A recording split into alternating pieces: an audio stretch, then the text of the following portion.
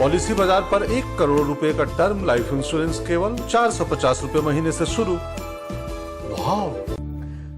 चीन में कोरोना के बेकाबू होने से भारत सरकार ने इंटरनेशनल एयरपोर्ट पर सख्ती बढ़ा दी है। 5 देशों से आने वाले यात्रियों का RT-PCR टेस्ट अनिवार्य होगा। इनमें चीन, जापान, दक्षिण कोरिया, थाईलैंड शामिल हैं। संक्रमित पाए जाने पर क्वारंटीन में रहना होगा। दिल्ली के इंदिरा गांधी इंटरनेशनल एयरपोर्ट के T3 टर्मिनल पर कल सुबह 10 बजे से ही रैंडम टेस्टिंग शुरू हो गई।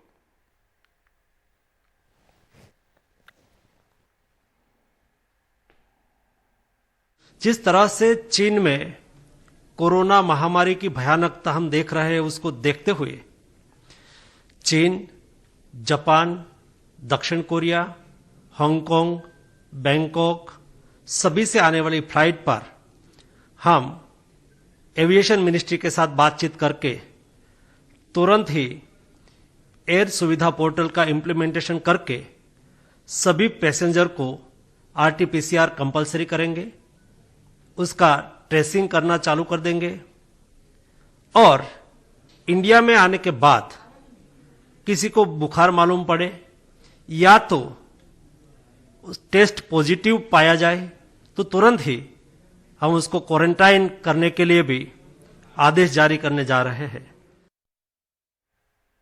और कोरोना की तैयारियों को लेकर कितने तैयार हैं देश के अस्पताल, इसकी जांच को लेकर 27 दिसंबर को मॉक ड्रिल होगा। इसे लेकर केंद्र ने राज्यों को चिट्ठी लिखी है। स्वास्थ्य मंत्रालय की तरफ से लिखी गई चिट्ठी में कहा गया है कि मॉक ड्रिल के दौरान ये देखा जाए कि कोविड और नॉन कोविड अस्पतालों और हेल्थ फैसिलिटी में किस तरह की व्यवस्था है। उन्हें यह भी देखने को कहा गया है कि अगर कोरोना के मामले बढ़ते हैं तो उससे निपटने के लिए अस्पताल और फैसिलिटी कितने तैयार हैं।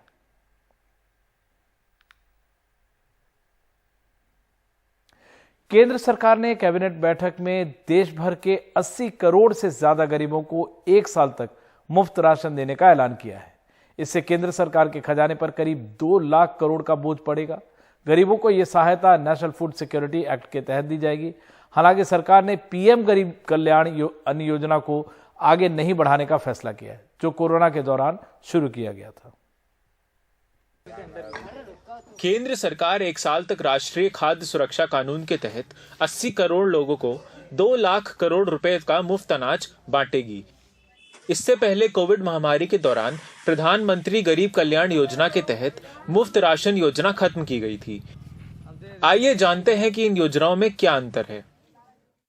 केंद्र सरकार यानी नरेंद्र मोदी की सरकार ने कहा है कि अगले 1 साल करीबन 81 करोड़ लोगों को राशन मुफ्त में दिया जाएगा। जमीन पर इसका क्या मतलब है और कैसे राशन बंटता है, ये भी जानना शायद बहुत जरूरी। हम इस वक्त लखनऊ के बाहरी क्षेत्र में हैं। महुरा खुर्द करके गांव है, आप देख सकते हैं राशन की दुकान है यहाँ और चावल की बोरियां यहाँ लदी हुई हैं। यहाँ जो कोटेदार हैं उन्होंने बताया कि इस वक्त चावल ज्यादा संख्या में आता है तो इसलिए चावल यहाँ पे वो बांटते हैं। ये एक ऐसा गांव है जैसे बाकी गांव में है उत्तर प्रदेश या बाकी देश में, जहाँ पे लाल कार्ड धारक मतलब जो सबसे गरीब या अंत्योदय योजना के तहत जिनको राशन मिलता है और बाकी जो सामान्य कार्ड धारक हैं, दोनों यहाँ काफी संख्या में है। और इसका मतलब कि फ्री में पहले भी राशन का वितरण हो ही रहा था। लखनऊ के बाहरी इलाके में रहने वाले 68 साल के हरीश चंद्र गरीब किसान हैं। उनका कहना है कि महामारी के दौरान मुफ्त अनाज योजना से बहुत मदद मिली थी और नई अनाज योजना का भी स्वागत है, लेकिन इसमें एक सियासी पेंच है। ये योजना दिसंबर 2023 में खत्म होगी और उसके कुछ ही दिनों बाद 2024 में आम चुनाव होने हैं। ये तो सरकार अपने में चुनाव है और फ्री बढ़ता रहेगा राशन। हमारी तो ये उम्मीद है। जी जी। और चुनाव नहीं होता तो नहीं बढ़ता? अरे चुनाव नहीं होता तो बढ़ता क्यों ना बढ़ता? भाई चुनाव पहले नहीं हुआ, राशन मिल रहा था लोगों को। 500 किलोमीटर दूर पूर्वी उत्तर प्रदेश के दूर दराज सोनभद्र जिले में 70 साल के मणिक चंद पासवान का इकलौता कमाऊ बेटा जो बाहर मजदूरी करता था, वो कोविड के दौरान घर लौट आया और अब वहीं छोटे मोटे काम करता है। उसका कहना है कि मुफ्त राशन योजना जीवन रक्षक तो थी, लेकिन उनके परिवार को अपना पूरा कोटा कभी नहीं मिला। ये 5 किलो गल्ला जो भी मिल रहा है उसमें 250-300 ग्राम कटौती हो जा रहा है। तो मेरे कहने के अनुसार भी सरकार वहाँ से दे रहे हैं और यहाँ हमारे के यहाँ जो है मिल नहीं पा रहा है। उधर से हो रहा है कि हम दे रहे हैं, यहाँ हो रहा है कि हम पा नहीं रहे हैं। राष्ट्रीय खाद्य सुरक्षा कानून के तहत भारत की 75% ग्रामीण आबादी और 45% शहरी आबादी आती है। सरकार के ताजा आंकड़ों के हिसाब से दिसंबर में अब तक 78 लाख क्विंटल चावल, 32 लाख क्विंटल गेहूं लाभार्थियों को बांटे जा चुके हैं। पिछले हफ्ते सरकार ने कहा था कि उसके पास राष्ट्रीय खाद्य सुरक्षा कानून के तहत दिए जाने वाले अनाज के पर्याप्त भंडार हैं। सरकार ने ये तो कह दिया है कि अगले 1 साल तक जो राशन है, जो गल्ला है, वो मुफ्त में दिया जाएगा। लेकिन मेरे ख्याल से ज्यादा दिलचस्प बात ये होगी कि वो दिसंबर 2023 में क्या करते हैं, क्योंकि उसके कुछ दिनों बाद ही चुनाव आएंगे। और हालांकि सरकार का कहना है और गांव में भी ये मत है कि इसको राजनीति से ना जोड़ा जाए, लेकिन इस देश में शायद राजनीति के बिना कुछ नहीं चलता। तो इसलिए देखने वाली बात शायद इंटरेस्टिंग ये भी होगी कि 1 साल बाद सरकार का क्या रुख होता है। हम शायद फिर इस गांव में आए या कहीं जाएं ये देखने के लिए कि उस टाइम क्या प्रतिक्रियाएं मिलती हैं। कैमरा पर्सन राजेश गुप्ता के साथ आलोक पांडे, एनडीटीवी इंडिया। और करनाल में संयुक्त किसान मोर्चा की बैठक हुई। बैठक में 26 जनवरी को देश भर में जिला स्तर पर ट्रैक्टर मार्च निकालने का ऐलान किया गया। जिलाधिकारी को किसान ज्ञापन सौंपकर एमएसपी की कानूनी गारंटी, किसान पेंशन, फसल बीमा, कृषि भूमि के अधिग्रहण पर रोक, लखीमपुर कांड में केंद्रीय गृह राज्य मंत्री अजय मिश्रा टेनी का इस्तीफा, किसान आंदोलन से जुड़े मुकदमे रद्द करने के अलावा कई स्थानीय मुद्दों को सुलझाने की भी मांग करेंगे। 26 जनवरी को ही हरियाणा के जिंद में किसान महापंचायत होगी। किसानों का कहना है कि हरियाणा में कृषि उपज पर अतिरिक्त शुल्क थोपने का विरोध किया जाएगा। Serial killer Charles Sobhraj Nepal की जेल में 19 साल बिताने के बाद रिहा हो चुका है और अब उसे फ्रांस भेज दिया गया है। चार्ल्स शोभराज दिल्ली के तिहाड़ जेल में भी रह चुका है और वहां से एक बार फरार भी हो गया था। गोवा में उसे मुंबई पुलिस के इंस्पेक्टर रहे मधुकर झेंडे ने गिरफ्तार किया। मधुकर झेंडे अकेले ऐसे शख्स हैं जिन्होंने चार्ल्स शोभराज को एक नहीं बल्कि 2 बार गिरफ्तार किया था।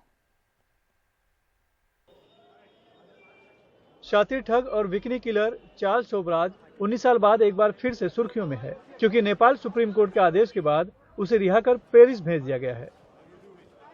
चार्ल्स शोभराज का नाम आते ही मुंबई के इंस्पेक्टर मधुकर झेंडे की चर्चा अपने आप होने लगती है, क्योंकि ये एकमात्र ऐसे शख्स हैं जिसने चार्ल्स शोभराज को एक बार नहीं 2 बार गिरफ्तार किया है। पहले 1971 में और बाद में 1986 में। एसीपी से रिटायर हो चुके मधुकर झेंडे ने बताया कि 1971 में चार्ल्स अपने साथियों के साथ एयर इंडिया ऑफिस में कैश काउंटर को लूटने के इरादे से आया था। उनका प्लान है कि वो कैश काउंटर लूटने का, उसमें कम से कम 50-60 लाख तो जरूर मिलेंगे। तो इसीलिए वो बम्बई में आने वाले हैं और 4-5 लोग आएंगे, बहुत वेपन्स लाएंगे। ऐसा बहुत अच्छा खबर उसने हमको दिया। और बोले हमेशा वो ताजमहल में ही रहता है। ताजमहल के पास एक टैक्सी में वो लड़के को लेके बैठते थे। हमारी तकदीर से 2 दिन के बाद वो ऐसा टक टक टक सूट में जा रहा था। बोले सब यही है। तो पटनी से हम जाके उसको पकड़ा, तो उसने रिवॉल्वर निकालने का कोशिश किया। मैं पकड़ा उसको, तो रिवॉल्वर छीन लिया उसके और फिर उसको पकड़ के पुलिस स्टेशन ले गए। उसने अपने सब साथियों को वो अलग अलग होटल में रखा था। तो हम वो होटल में जाके रेड किए, तो उनके पास rifles, revolver, smoke bomb, hand grenade, ऐसे बहुत से हथियार मिल गए।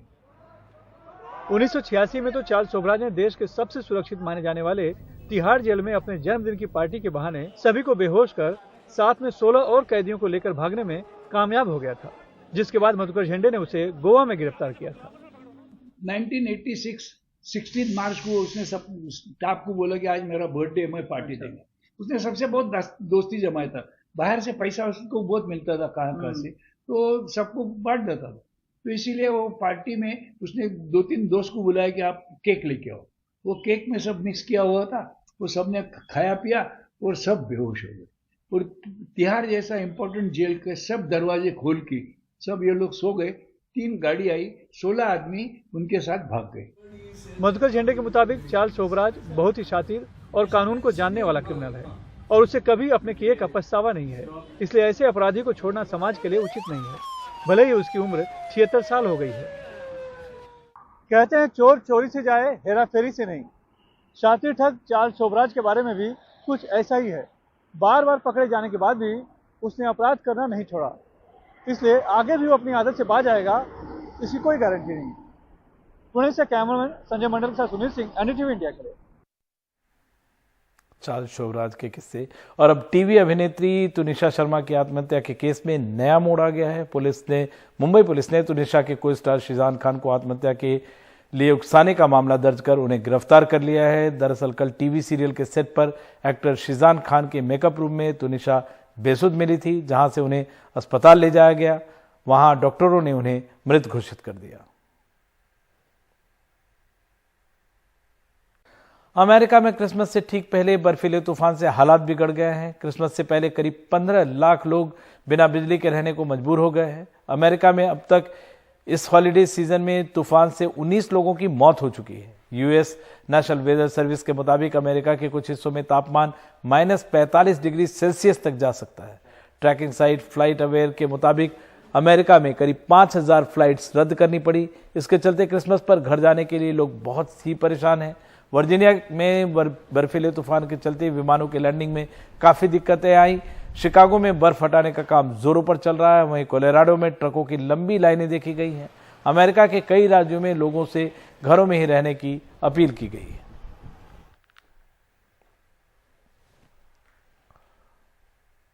और इधर देश भर में क्रिसमस की रौनक देखने को मिल रही है। चर्च, शॉपिंग मॉल्स और बाजारों बहुत ही खूबसूरत अंदाज में इन्हें सजाया जा रहा है।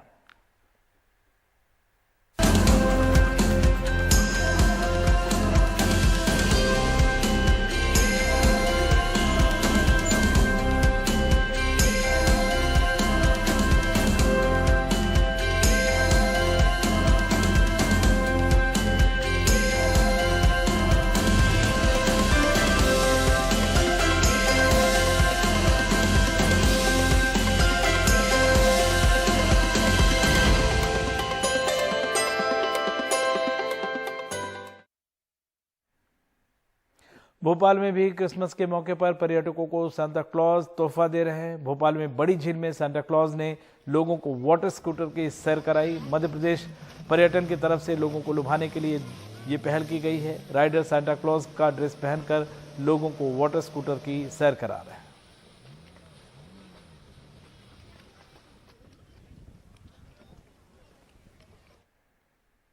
और कोरोना को लेकर जागरूकता अभियान में भी सांता क्लॉज जुटे हुए हैं। कोलकाता में सांता क्लॉज ने मास्क और सैनिटाइजर बांटे। कोरोना को लेकर लोगों को जानकारी दी जा रही है और एहतियात बरतने को कहा जा रहा है।